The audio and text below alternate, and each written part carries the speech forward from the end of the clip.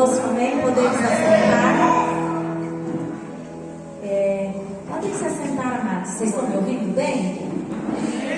Todo mundo me ouvindo? Professora tem mania de falar alto, né? Aí você junta professora, pastora, filha de nordestino e pentecostal. E fala mais alto, né? Hoje em dia a gente não perde um meme, né, irmãos? Então eu já me incluo, que é bem assim. Então tá todo mundo me ouvindo? Pessoal, todo mundo bem? Amém? Glória a Deus por mais essa oportunidade de estarmos aqui louvando e adorando o nome santo do nosso Deus Todo-Poderoso, amém? Eu sempre me sinto muito honrada quando sou convidada a ministrar aqui na casa do Senhor, né? Todo mundo sabe, e eu gosto sempre de falar isso, porque talvez vocês não entendam a importância, amados, mas para mim é algo assim. Para mim, a Isabel também, a Isabel, minha irmã, que está ali no fundo, vai conseguir, ela consegue compreender. O Amarildo é minha referência de pessoa da antiguidade. Não que sejamos velhos, irmãos. Esse cabelo branco aqui, esse cabelo branco ali é puramente charme, né, pastor Amarildo? Né? Mas para nós que sempre vivemos mudando de uma cidade para outra, a gente não tem referência de amigos. Sabe aquela coisa que você tem? Meu amigo de antigamente e tal. Nós não temos. E o Amarildo, ele às vezes eu até tenho dificuldade de chamar de pastor, viu, irmãos? Não é desrespeitando a autoridade, não, mas é por isso que eu estou falando para os irmãos. Então, o pastor Amarildo é uma referência de uma boa vida que nós levamos, anunciando o Evangelho, amém? Também de louvor. E eu fico muito feliz quando eu recebo o convite, amém? Nós vamos aprender um pouco mais a respeito da palavra de Deus nesta noite. E a palavra é interessante. Vou fazer uma pergunta para vocês. Vamos ver.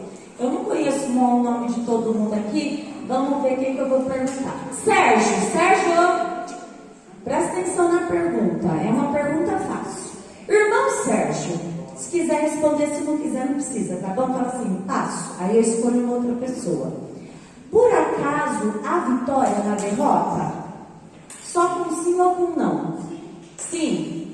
Então vamos lá. Irmã, você aqui, por acaso há vitória na derrota? Sim?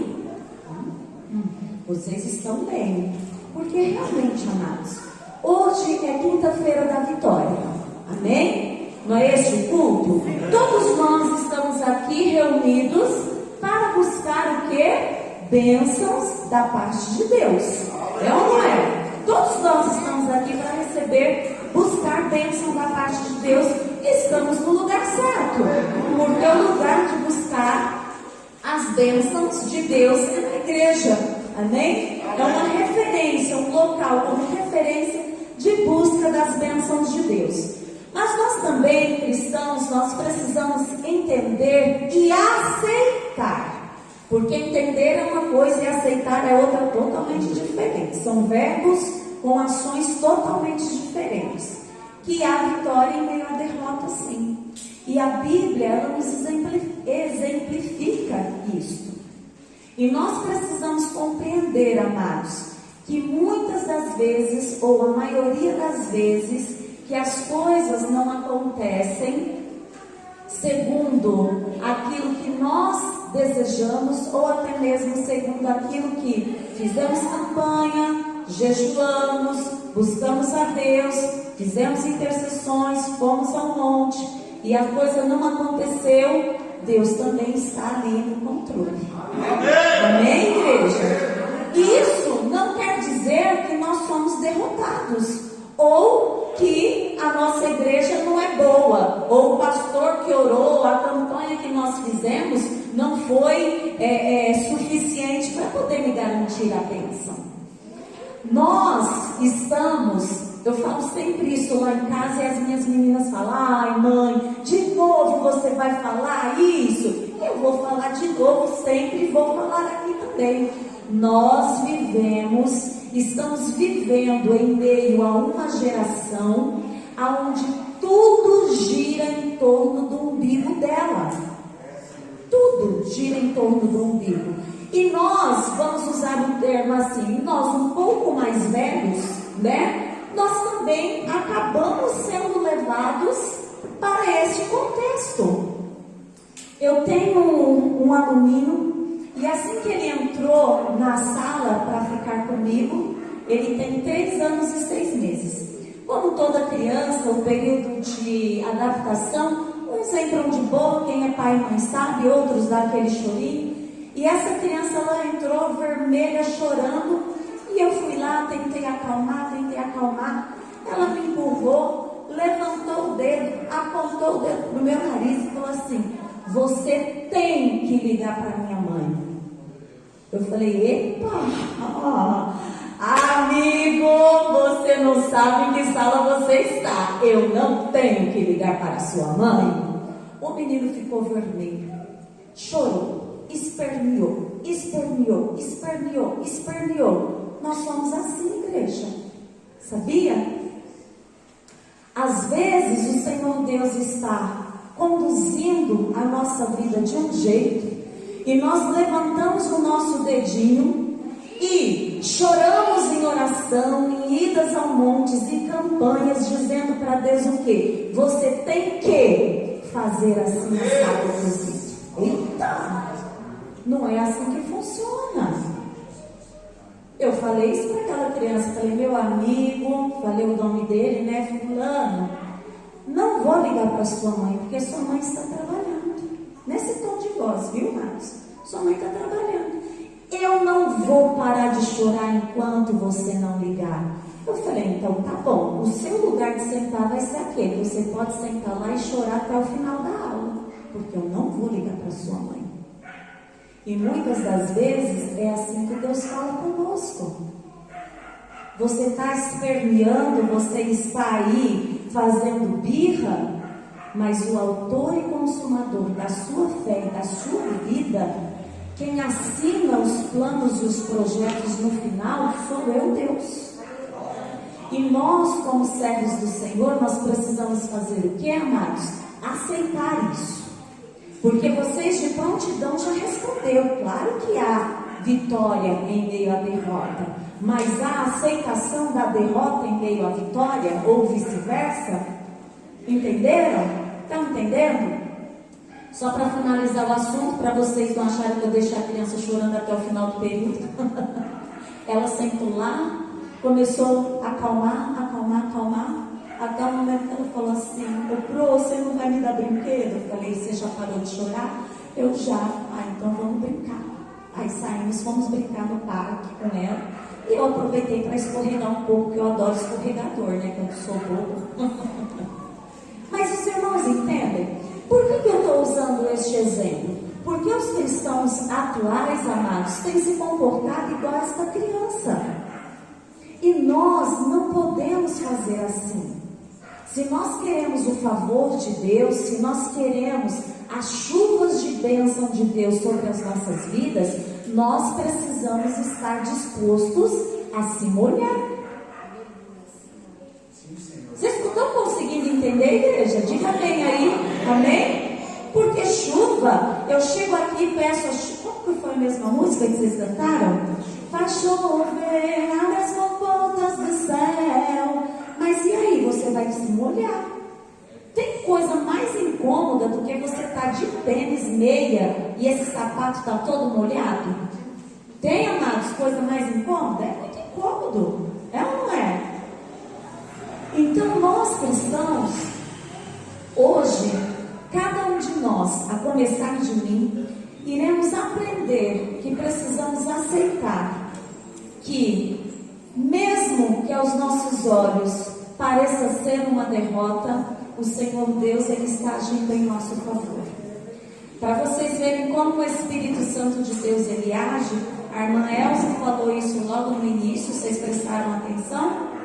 O irmão Adriano falou isso no momento da consagração, vocês prestaram atenção? Não com essa fala, né, com essa frase, mas o sentido. Olha como o Espírito Santo de Deus, ele faz, tem o seu trabalhar, né, e há algo contínuo do culto, desde o início até o final. Então vamos lá. Abra sua Bíblia em 2 Samuel, capítulo 12, versículo 14 ao 20. Dá para colocar aqui? Dá? Mas é a versão... Qual que é a versão? Opa, beleza, é a que eu gosto. 12, do 14 ao 20. Mesmo assim eu vou abrir. Amém. Vem. Glória a Deus. Como disse o nosso irmão Adriano, você, homem, nunca vai ser tentado por uma mulher feia. Este versículo, a historinha antes, que antecede este versículo, fala de um homem chamado Davi, que foi tentado por uma mulher muito bonita chamada Betseba, e ele adulterou, mandou matar o marido de Betseba, porque ela havia engravidado, e o Senhor Deus, ele viu tudo isso, certo? Após Deus ver tudo isso, o Senhor mandou que o profeta Natan chegasse até este homem chamado Davi, e ele disse assim: mas porque com este feito, este que eu acabei de relatar para vocês, o adultério e o assassinato, mas porque com este feito destes lugar a que os inimigos do Senhor blasfemem, o filho que te nasceu morrerá. Depois que Natan foi para a sua casa, o Senhor feriu a criança que a mulher de Urias dera a Davi, e ela caiu gravemente enferma. Buscou Davi a Deus pela criança. O que ele fez? Jejuou e recolheu-se. Passava a noite toda prostrada em terra. Os anciãos da casa foram ter com ele, com Davi, para o levantar da terra, mas ele não quis e não comeu com eles. Ao 7º dia, a criança morreu. Temiam os servos de Davi dizer-lhe que a criança era morta, porque pensavam: estando a criança ainda viva, lhe falávamos, porém não dava ouvidos à nossa voz. Como lhe diremos que a criança é morta? Ele poderá cometer um desatino. Viu Davi que os seus servos falavam baixo e entendeu que a criança era morta. Perguntou a seus servos: é morta a criança? Eles responderam: é morta. Então Davi se levantou da terra e, depois de ter se lavado, ungido e mudado de vestes, entrou na casa do Senhor e adorou. Então foi à sua casa e a seu pedido serviram-lhe pão e ele comeu. Qual foi a derrota de Davi aqui, amados? Podem responder. Qual foi a derrota de Davi aqui? Eu penso que a perda da criança. Você pai, você mãe, você se imagina perdendo o seu filho? Nenhum. Agora, se imagine perdendo um filho por sua própria culpa, por um ato que você cometeu. Porque quem falou isso, amados, não foi Natan. Natan foi o mensageiro. O Senhor Deus, este Deus que nós servimos e adoramos aqui, que iniciamos um culto hoje aqui, foi Ele quem falou. E por este feito, destes lugar a que os inimigos do Senhor blasfemem, e o filho que te nasceu morrerá. Uma derrota, irmãos, para Davi. Uma derrota junto com uma perda que eu não quero nem pensar no quanto deve ser dolorido. É ou não é? O quanto deve ser dolorido. E Davi, ele não ficou sentado, mas a palavra nos conta que ele, durante 7 dias, ele jejuou, ficou recluso em seu quarto, prostrado em terra, mas mesmo assim o que aconteceu? A criança morreu. Vocês estão entendendo, amados? Isso é forte. Para alguns que negam a existência de Deus, o poder de Deus, a onisciência de Deus, vai falar assim: nossa, Deus mata a criancinha? Deus mata a criancinha, amados. Vocês estão entendendo? Por quê? Pensa comigo. Já imaginou a sina que essa criança teria se ela vivesse?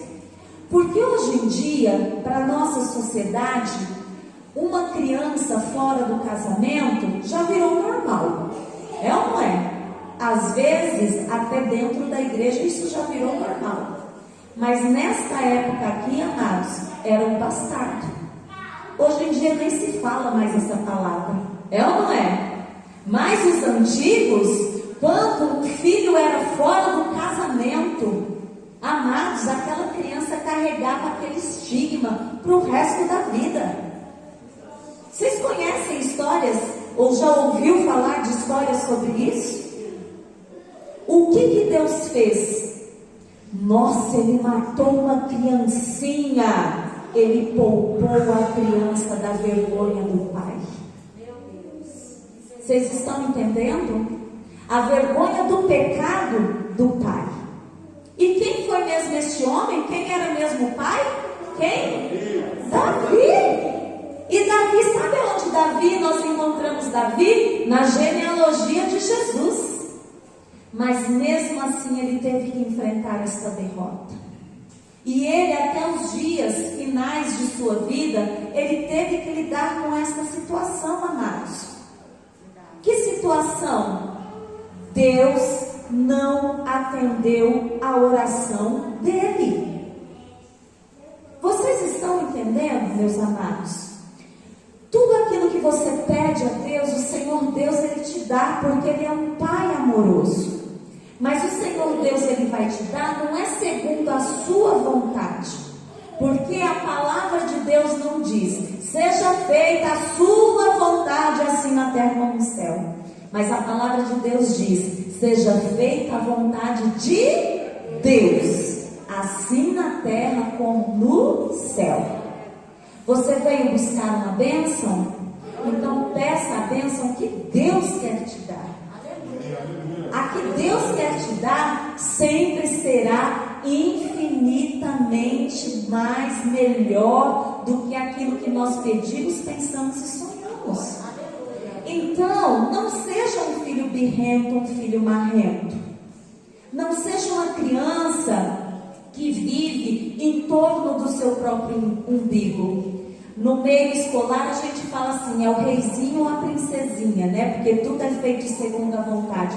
Não seja assim. Você é filho do rei, sim. Você é príncipe e princesa, sim. Somos sacerdócio real, nação santa. Somos tudo isso, amados. Mas isso não quer dizer que tudo ocorrerá segundo aquilo que você quer. Porque o onisciente é o Deus que nós servimos, e não você, e não a sua vontade, e não o seu querer. Davi, ele teve que lidar com a morte do seu próprio filho.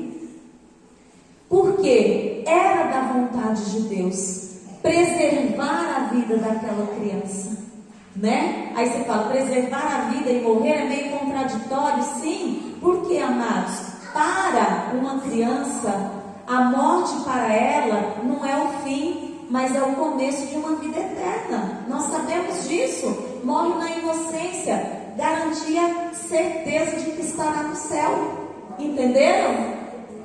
A vida daquela criança, ela foi poupada. A vida do convívio com as outras pessoas foi poupada. Por quê? Porque o pecado era de Davi. O erro era de Davi. Mesmo Davi, clamando, pedindo ao Senhor, ele entendeu que a vontade de Deus era soberana. Tanto que quando os seus servos vêm, né, que era necessário anunciar para Davi que o filho estava morto, eles ainda falaram assim: se o filho vivo, ele está aí, né, sem comer durante 7 dias, recluso, deitado no chão, sem querer se levantar, imagine se nós, falarmos que o filho é morto. Ele pode cometer um desatino, ele pode fazer alguma besteira, o que seria comum para cada um de nós, é ou não é? Deus não atendeu e ele deixou meu filho morrer. Primeiro pensamento que passaria pela cabeça de cada um de nós é o quê? Acabou, Deus é injusto. Eu gostaria que você levantasse a mão. Se você dissesse assim, não, eu pensaria diferente e daria glória a Deus. Eu não. Alguém levantaria a mão e disse, glória a Deus, meu filho é morto. Irmãos, nenhum ser humano aqui faria isso. Sentiria na pele. E por mais que por um instante, um pequeno e breve instante, a gente culparia Deus sim. Depois a nossa consciência poderia até voltar no lugar e mesmo chorando, amargurado lá, dizer, Senhor, segura na minha mão, senão eu não vou aguentar esse negócio. Mas o relâmpago do pensamento com certeza passaria. É ou não é, amados? Passaria. Mas Davi nos mostra que em meio à derrota é possível obter vitória. Porque o que Davi fez? Quando ele perguntou, a criança é morta? Ele falou aos servos dele, falou assim, sim, é morta. O que ele fez? Ele se colocou de pé, ele se lavou, ungiu, trocou as vestes e foi adorar. Entenderam? Por que Davi, amados, Deus deixou este exemplo para nós? Para nós entendermos que a vontade de Deus sempre será soberana em nossas vidas. E mesmo que nós enxerguemos isto, ou pareça aos nossos olhos como um problema, uma derrota, uma aflição, algo que a gente não vai aguentar, se nós nos levantarmos, nos lavarmos, nos ungirmos e trocar as nossas vestes e nós adorarmos, aí sim nós teremos o favor de Deus sobre as nossas vidas. Entenderam? Tanto é que depois Davi e Batseba, eles tiveram um filho que se chamou Salomão, e crente e não crente conhece a história de Salomão. É ou não é? A pessoa sendo crente ou não sendo, sabe da sabedoria, das riquezas, das muitas mulheres de Salomão, conhece tudo isso. Essa ação de Davi que se encontra no versículo 20, ela é uma ação de aceitação. Lembra que eu falei? Saber, entender é diferente de aceitar. Essa ação de Davi nos prova que, mesmo sendo situações difíceis, se nós aceitarmos e reconhecermos que é Deus quem governa a nossa vida, nós nunca deixaremos de adorar ao Senhor. Posso ouvir um amém? Amém, igreja? Ótimo. Vamos para um outro exemplo. Abra aí sua Bíblia em 2 Reis, capítulo 5. Hoje é quase uma pregação didática para vocês compreenderem isso. 2 Reis, capítulo 5, versículo do 2 ao 4. Todos acharam? Vamos ler 2 Reis, capítulo 5, versículo 2. Quem não achou, acompanha aqui, que aí a gente ganha tempo, amém? E saíram tropas da Síria, da terra de Israel, e levaram presa uma menina que ficou ao serviço da mulher de Naamã. E disse esta a sua senhora: antes o meu senhor estivesse diante do profeta que está em Samaria, ele o restauraria de sua lepra. Então foi Naamã e notificou ao seu senhor, dizendo: assim e assim falou a menina, que é da terra de Israel. Então disse o rei da Síria: vai, anda, e enviarei uma carta ao rei de Israel. E foi e tomou na sua mão 10 talentos de prata, 6.000 ciclos de ouro e 10 mudas de roupa. Vamos para o próximo. E levou a carta ao rei de Israel, dizendo: logo em chegando a ti esta carta, saiba que eu te enviei Naamã meu servo, para que o cures da sua lepra. Vamos ler até aqui. Prestem atenção nessa história. Como eu falei, um outro exemplo de vitória em meio à derrota, essa serviçal da mulher de Naamã, nem nome tem na Bíblia. A gente poderia até falar, nossa, foi tão insignificante assim que nem nome especificaram o nome dela. Amados, prestem atenção. Toda glória não é nossa, é de Deus. O foco aqui, amados, não era a menina, mas era o poder de Deus que ela anunciou a Naamã. Aí você fala, nossa, mas glória a Deus, ela anunciou o poder de Deus a Naamã. Aleluia! Na verdade, a mulher de Naamã é a mulher de Naamã que falou com o próprio Naamã. Aí você fala, tá, mas aonde está a derrota nessa situação? Ela era uma escrava. Entenderam? Ela estava fora da casa dela, da terra dela, dos parentes dela. Ela estava fazendo o que com certeza ela não queria fazer, porque quem de nós aqui quer ser tirado daqui da nossa terra, o Brasil, e ser levado lá para os cafundó do Juda e trabalhar como escrava? Alguém tem esse desejo no coração? Tem. Ninguém. Que algo mais terrível para aquela menina do que isso, amados? Ela poderia dizer assim, não, minha vida está desgraçada, minha terra foi assolada pelos sírios, esse Naamã foi um dos capitães que destruiu e detonou tudo que tinha na minha terra, eu quero que ele morra, derretido na lepra. Ela não poderia falar isso? Claro que poderia, irmãos. A condição em que ela estava era propícia. Era propícia. E se fosse nos dias atuais, ela ainda ia ter alguns crentes para falar, faz isso mesmo, porque aquele é do diabo, esse Naamã. É ou não é? Lembra que eu falei? A geração que nós vivemos, a gente acaba sendo contaminado, né? Ele é do diabo mesmo, fala aí, deixa que morra, deixa ser comido pelo bicho igual Herodes. E ainda dava glória a Deus no meio da fala. Misericórdia. A condição daquela menina era totalmente de derrota, igreja. Era uma condição terrível que nós não conseguimos imaginar. Mas o que existia dentro do coração dela? O que existia dentro do coração dela? O amor a Deus. O reconhecimento de que Deus estava no controle de todas as coisas. Porque se não fosse isso, aí você vai falar, mas a Bíblia não está falando que ela tinha tudo isso, mas a atitude e a ação dela nos diz. Porque ela, mesmo em meio ao cativeiro, mesmo em meio à escravidão, longe da sua família, longe da sua terra, ela falou daquilo, a sua boca falou daquilo que estava cheio do seu coração. E o seu coração estava cheio de quê? Do poder de Deus. Do reconhecimento do poder de Deus.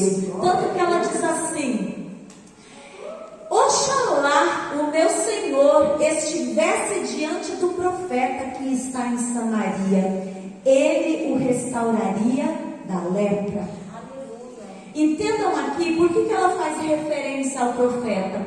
Porque nesse período, amados, a referência de busca a Deus era a pessoa do profeta, tá bom? Nos nossos dias atuais a gente falaria assim, se ele fosse lá na minha igreja, ele seria curado. Então, dentro do contexto que ela vivia, ela colocou o profeta como referência da presença de Deus. Ele estaria diante do profeta e ele o restauraria. Amados, quantas vezes nós estamos no nosso trabalho e vem um colega de trabalho falar assim: ai, você viu o chefe? Ai, ele fez isso, aquilo, outro. A gente faz o quê? Se pega no embalo. Ai, realmente, tá difícil, tá.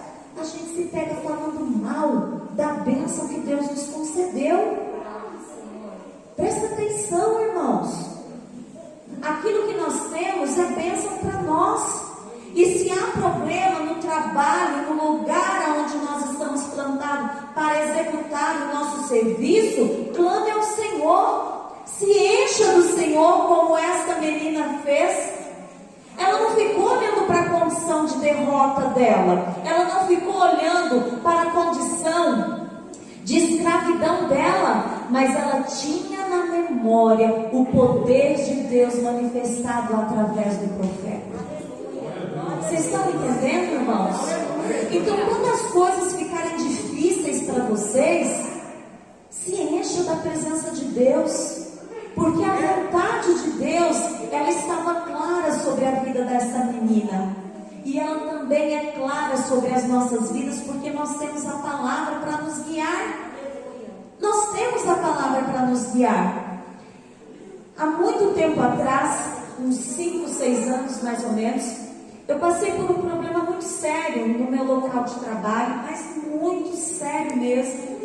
E eu clamei ao Senhor, eu falei: Senhor do céu, eu não tenho como provar que isso é uma mentira.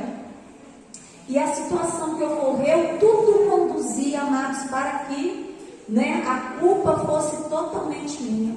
Eu falei: Senhor, eu não tenho condições, Senhor, sem a minha justificação, Senhor. E eu clamei ao Senhor, irmãos, eu não tive uma resposta. E aquilo começou a trazer uma amargura, uma tristeza para o meu coração. E uma tristeza tão profunda que eu falei assim pro meu esposo, falei: gostoso, eu vou entrar numa depressão desse jeito. Eu já estava profetizando desgraça na minha vida. Ei, Jesus, ó como nós somos. Aí o cara falou assim: não, vamos nos manter firmes que o Senhor, Ele vai dar a vitória. Irmãos, isso não foi de um dia para o outro. Foi um período de quase 1 ano e meio essa luta. Teve um dia que eu, voltando da igreja, eu não consegui cultuar, não consegui orar. Foi uma tristeza tão profunda, porque eu me sentia, amados, tão injustiçada. E eu comecei a sentir dó de mim. Ai, tadinho de mim. A gente não tem dó da gente quando a gente está passando por problemas? A gente fala: tadinha de mim, eu acredito que eu estou passando por isso. Comecei a ter dó de mim. E na minha oração eu comecei a falar para o Senhor: Senhor, tadinha de mim, Senhor. Ô Senhor, tadinha de mim. O Senhor respondeu assim: você ainda não resistiu até o sangue? Entenderam, irmãos?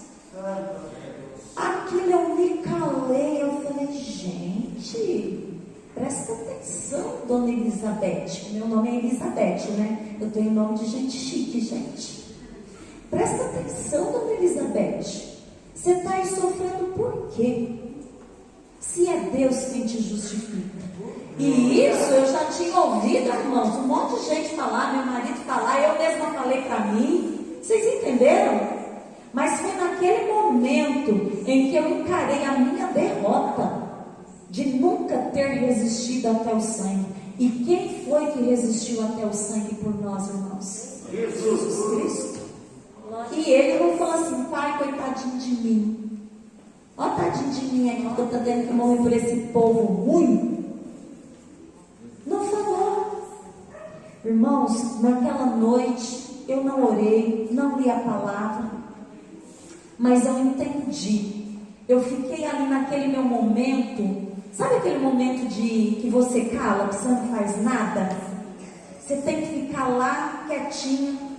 E eu acordei no dia seguinte, dormi, lógico, acordei no dia seguinte, fiz todo o meu devocional com uma, como que posso dizer, uma sensação diferente.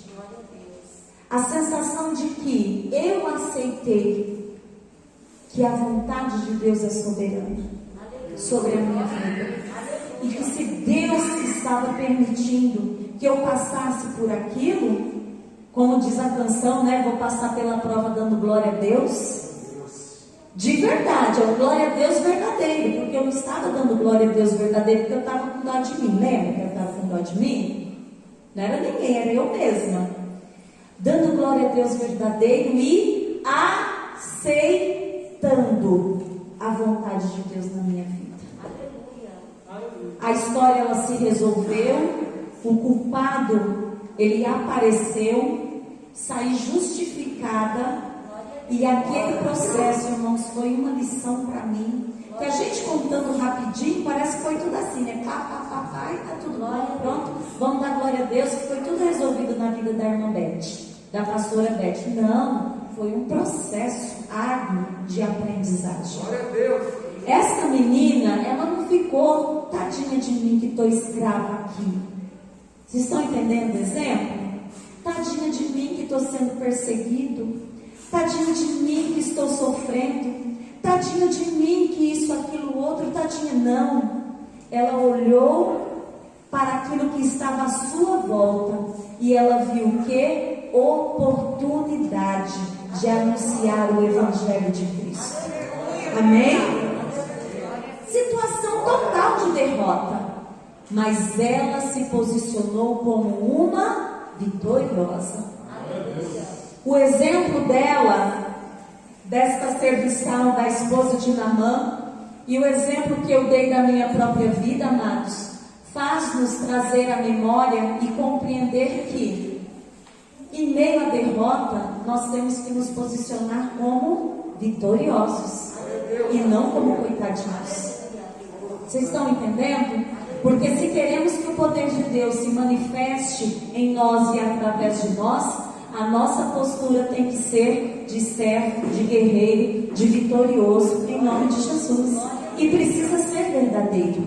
Amém? Vamos lá, um outro exemplo.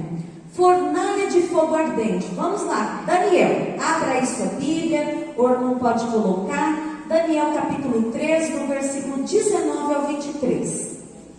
É um pouquinho grande os textos, mas para que vocês possam conhecer, amém? Deixa eu beber água. Hoje eu prometo que eu não vou derrubar nada.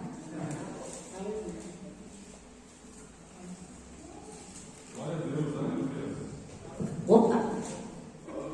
Daniel, do 19 ao 23. Vamos lá. Então Nabucodonosor se encheu de furor e mudou-se o aspecto do seu semblante contra Sadraque, Mesaque e Abednego. Falou e ordenou que a fornalha se aquecesse 7 vezes mais do que se costumava aquecer. E ordenou aos homens mais poderosos que estavam no seu exército que atassem, amarrassem, tá? A Sadraque, Mesaque e Abednego para lançá-los na fornalha de fogo ardente. Então estes homens foram atados, estes quem? Sadraque, Mesaque e Abednego. Eles foram amarrados, vestidos com as suas roupas e capas, suas túnicas e seus chapéus e demais roupas, e foram lançados dentro da fornalha de fogo ardente. E porque a palavra do rei era urgente e a fornalha estava sobremaneira quente, a chama do fogo matou aqueles homens que carregavam a Sadraque, Mesaque e Abednego. E estes 3 homens, Sadraque, Mesaque e Abednego, caíram amarrados, atados, dentro da fornalha de fogo ardente. Quer derrota maior do que essa, irmãos? Né? Preste bem atenção que Sadraque, Mesaque e Abednego não sabia. Hoje a gente sabe que Jesus iria passear, o anjo do Senhor iria passear junto com ele lá dentro da fornalha. Hoje a gente sabe a historinha, não sabe? Quem não sabe, por favor, leia a Bíblia para poder saber. Mas eles não sabiam, não. E mesmo assim, eles resolveram se manter fiéis ao Senhor e não se prostrar diante da estátua que Nabucodonosor, levado, né? iludido, como é que se fala? Tem uma outra palavra, me fugiu agora, mas levado pelos invejosos, né, de Sadraque, Mesaque e Abednego lá, foi conduzido a fazer para que esses homens viessem a duvidar da sua própria fé, ou negar, melhor falando, a sua própria fé ao Deus Todo-Poderoso. Mas eles fizeram o quê? Resistiram. E eles resistiram aqui até o fogo. E se você prestar bastante atenção, o detalhe quando fala assim, eles foram amarrados e jogados dentro da fornalha com toda a sua roupa. Vocês já viram as roupas, nos filmes principalmente, dos árabes, desse pessoal do Oriente? Tem pano aqui, é uma túnica, por cima da outra túnica, mais uma túnica, mais um que a gente chama de cachecol. É roupa para mais de metro, não é? É muita roupa, é a característica deles, de vestimenta deles. E mesmo assim a palavra de Deus diz que quando eles saíram, nada, não tinha nem cheirinho de fumaça. Vocês estão entendendo, irmãos? Foi uma derrota, aparentemente, a Sadraque, Mesaque e Abednego ser exposto perante todo aquele povo que se ajoelharam diante da estátua de Nabucodonosor. Foi uma derrota aparente ser amarrado. Foi uma derrota aparente ter que ser jogado numa fornalha 7 vezes, aquecida 7 vezes mais do que o próprio normal, mas eles se manteram íntegros. Irmãos, quantas vezes nós passamos por algumas dificuldades dentro da igreja e a primeira coisa que a gente fala é o quê? Chega, cansei, já deu. E diz tchau, quer dizer, nem tchau dá. É ou não é? Irmãos, prove sua fé que você realmente crê no Cristo que tem sido exaltado aqui neste lugar. No Senhor que você tem louvado aqui neste lugar. Está passando por dificuldades? Você está aí sendo amarrado, atado. Você está sendo caminhando para ser jogado numa fornalha de fogo? Mantenha a sua fé no Deus que um dia te chamou para ser transportado do reino das trevas para vir para o reino de luz, do seu amor. Mantenha-se firme. Sadraque, Mesaque e Abednego, eles não, como diz nos dias atuais, quer dizer, se é que se diz ainda essa gíria, né? Eles não amarelaram. Ainda se fala isso, gente? Ele não amarelou, não. Eles não amarelaram. Mas eles se mantiveram firmes na sua decisão. Todo mundo estava lá. Aí, ó. Tá vendo? Agora eu quero ver. Vocês vão morrer queimados. Vocês quiseram posar uma de santinho, de bonzinho, mas vocês vão morrer tudo queimado.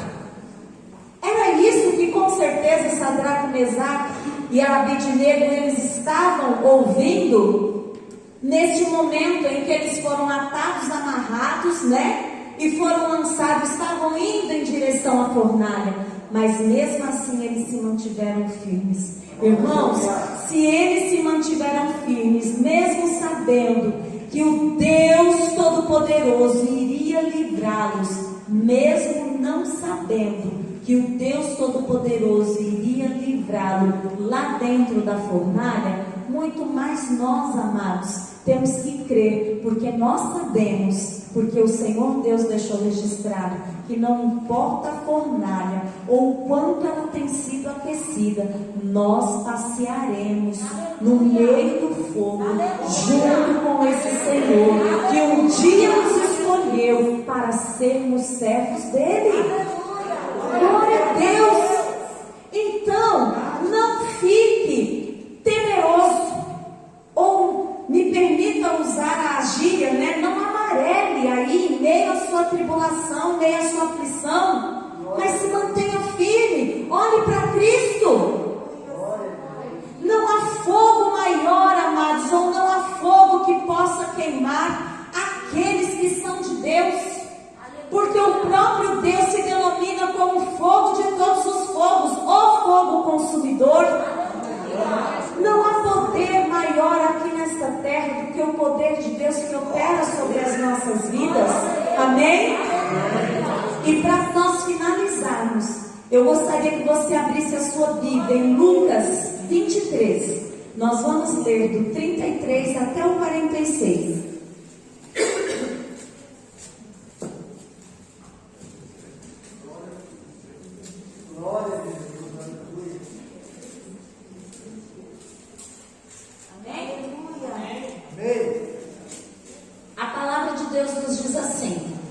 E quando chegaram ao lugar chamado A Caveira, ali o crucificaram, e aos malfeitores, um à direita e outro à esquerda. Quem saberia do que nós estamos falando? Só por essa leitura, estamos falando sobre o quê? A crucificação de Cristo. O que todo mundo achou que seria a maior derrota. É ou não é, igreja? Pessoal, até aqueles que comeram e beberam da multiplicação dos peixes, comeram, né, beberam, que fala da multiplicação da água. Peraí, mas da transformação da água em vinho, que comeram, que beberam, que foram curados, que foram libertados, gritaram, crucificai Barrabás, que a gente quer mesmo a libertação aqui. Liberta Barrabás, crucifica Jesus, porque a gente quer a libertação aqui. Barrabás, ele propunha a libertação política aqui desta terra. Jesus propunha a liberdade das hostes espirituais da maldade. Entenderam? E quando chegaram a um lugar chamado Caveira, ali o crucificaram, e os malfeitores, um à direita e outro à esquerda. E dizia Jesus: Pai, perdoa-lhes, porque não sabem o que fazem. E repartindo as suas vestes, lançaram sorte. Vamos dar uma paradinha aqui. Irmãos, quando nós somos ou estamos diante de uma situação de crucificação, nenhum de nós fala: Pai, perdoa-lhes, porque eles não sabem o que fazem. Nós não glorificamos. Mas aqui nós temos o exemplo de Cristo, que em meio à derrota, nós temos que fazer o quê? Cumprir a vontade de Deus. Olha, irmãos, eu não sei vocês, mas eu falei assim, se eu fosse filho de Deus, eu falei assim, desce fogo aí, consome todo mundo, porque eu não estou por aqui com esse povo. Né? A gente se conhece, cada um de nós temos a nossa luta diária. É ou não é, irmãos? Temos a nossa luta diária, mas Jesus nos dá o exemplo, que em meio a uma derrota, em meio a uma situação complicada, a gente tem que fazer o quê? Pai, perdoa-lhes, porque não sabem o que fazem. E repartindo as suas vestes, lançaram sorte. E o povo estava olhando, e também os príncipes faziam o que mesmo? Zombavam dele, dizendo: aos outros salvou, salve-se a si mesmo, se este é o Cristo, o escolhido de Deus. Quantas vezes estamos passando por situação, ou alguma provação financeira, alguma provação de enfermidade na família ou conosco mesmo, e muitas pessoas falam assim: mas você não é crente? Quem já ouviu isso? Eu já ouvi. Você está com luta com seu marido, mas você não é crente? Eu sou.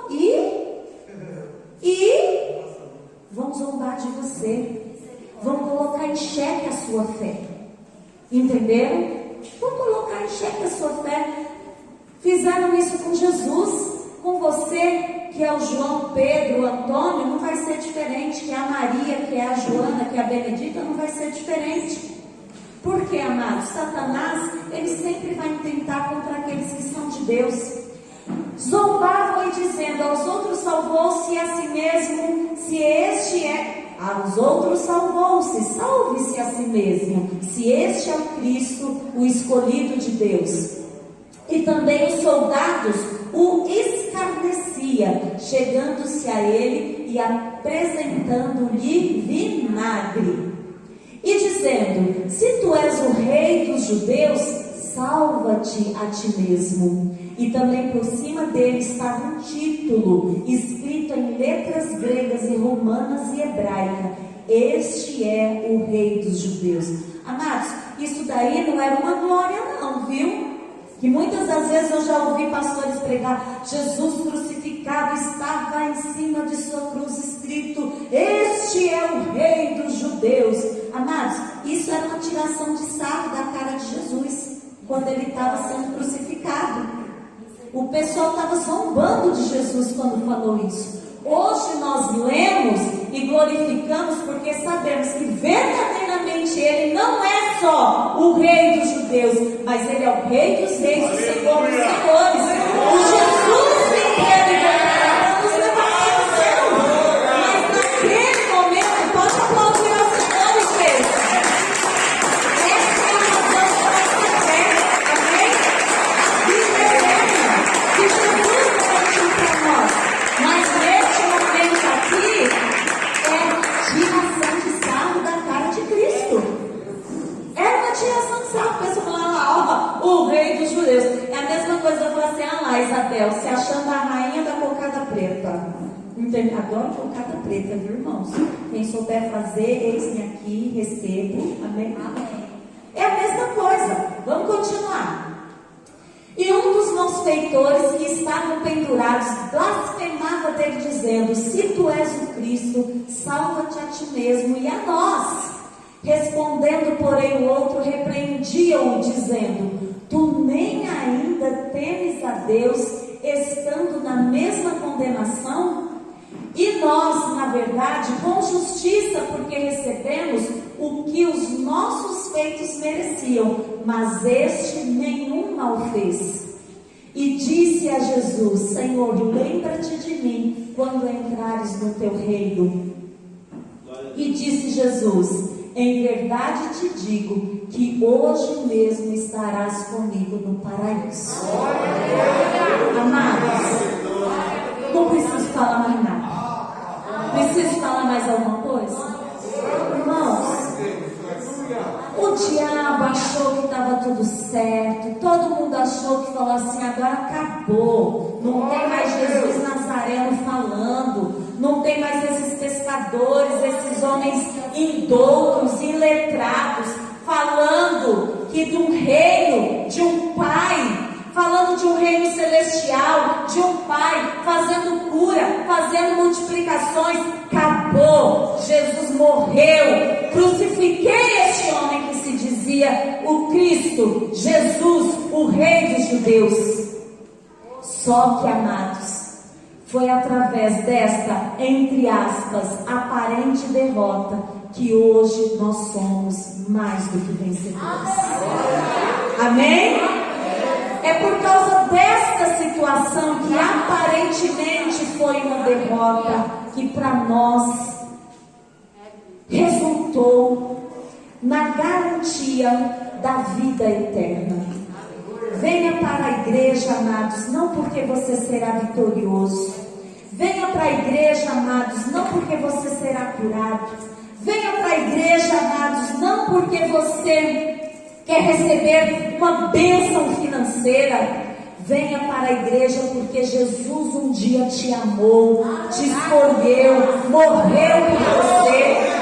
Porque um dia Jesus, mesmo antes de você nascer, o Senhor Deus te chamou pelo nome e falou assim: Este virá morar comigo no céu. Jesus, meu filho, vá lá e morra por ele, porque eu quero este daqui juntamente comigo aqui no céu.